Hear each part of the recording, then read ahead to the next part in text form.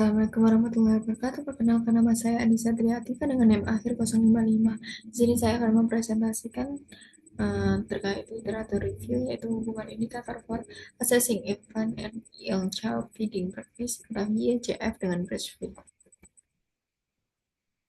Untuk judul-judulnya sendiri yaitu Impact of Infant and Young Child Feeding atau ICF Nutrition Intervention on Breastfeeding Practice, Growth and Mortality in LMICS Systematic Review. Tujuan penelitian sendiri yaitu menilai efektivitas intervensi IECF atau PMPA, inisiasi menyusui, inisiasi eksklusif, pemberian MPASI dan suplementasi dalam meningkatkan praktik pemberian makan bayi dan status pertumbuhan anak di negara berpenghasilan rendah dan menengah. Untuk metode penelitian sendiri yaitu analisis 77 studi terkait intervensi pemberian makan bayi dan anak negara berpendapatan rendah dan menengah. Pencarian artikel dilakukan melalui database internasional seperti Central Medline dan Index. Studi yang disertakan yaitu uji coba terkontrol acak, uji coba cluster, dan studi kuasi eksperimental pada ibu dan anak usia di bawah 2 tahun. Data dianalisis menggunakan meta-analisis yang menghitung mixed ratio dan mean difference, serta kualitas bukti dinilai menggunakan pedoman grade. Proses seleksi dan ekstraksi data dilakukan oleh dua peneliti independen untuk meminimalkan bias. Untuk hasil penelitiannya sendiri yaitu intervensi edukasi menyusui terbukti sangat efektif dalam mengubah perilaku menyusui dan meningkatkan hasil kesehatan jangka pendek, ditunjukkan dengan peningkatan inisiasi menyusui dini 20%, peningkatan signifikan dalam pemberian ASI eksklusif 102% pada 3 bulan dan 53% pada 6 bulan.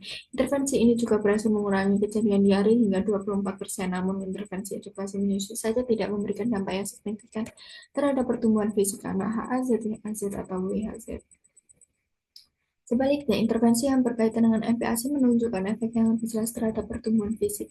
Edukasi MPASI meningkatkan WHZ dan HAZ khususnya di wilayah dengan ketahanan pangan rendah. Penyediaan MPASI baik atau dengan tanpa edukasi terbukti meningkatkan HAZ dan mampu mengurangi stunting hingga 36%. Selain itu, pemberian makanan tambahan spesifik bermanfaat dalam meningkatkan WHZ dan anak yang mengalami malnutrisi akut.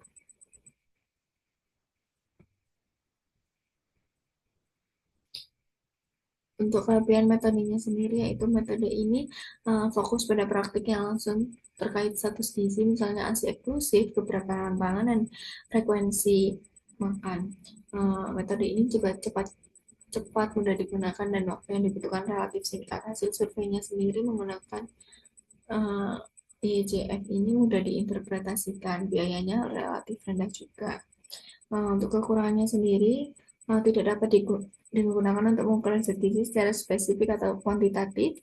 Metode IECF hanya bisa digunakan untuk mengetahui bagaimana pola konsumsi bayi usia 0 hingga 23 bulan. Penilaian bergantung pada ingatan ibu atau pengasuh karena menggunakan 24-hour recall.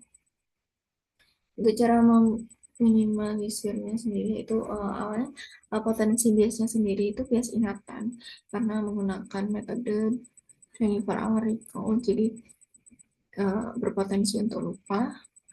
Untuk bias keduanya itu bias keinginan sosial karena ibu atau pengasuh tahu akan diwawancara, jadi tidak melaporkan apa yang dikonsumsi anak sebenarnya. Untuk meminimalisir sendiri yaitu dengan recall yang dilakukan dalam waktu yang berurutan untuk menghindari bias recall responden.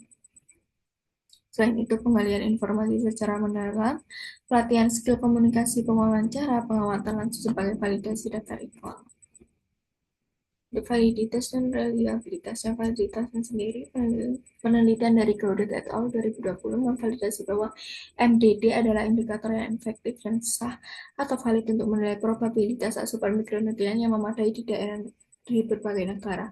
Indikator ini berfungsi sebagai proksi yang baik untuk kecukupan kualitas makanan meskipun tidak mengukur kuantitas. Untuk reliabilitasnya sendiri, Menurut Lopez Espinosa et al. 2023 menegaskan bahwa meskipun variasi tergantung indikator spesifik dan konteks indikator IHJF secara umum menunjukkan tingkat reliabilitas yang memadai dalam penelitian global, terutama ketika metode Jennifer Aurico diterapkan dengan benar dan standar. Sekian dari saya. Terima kasih.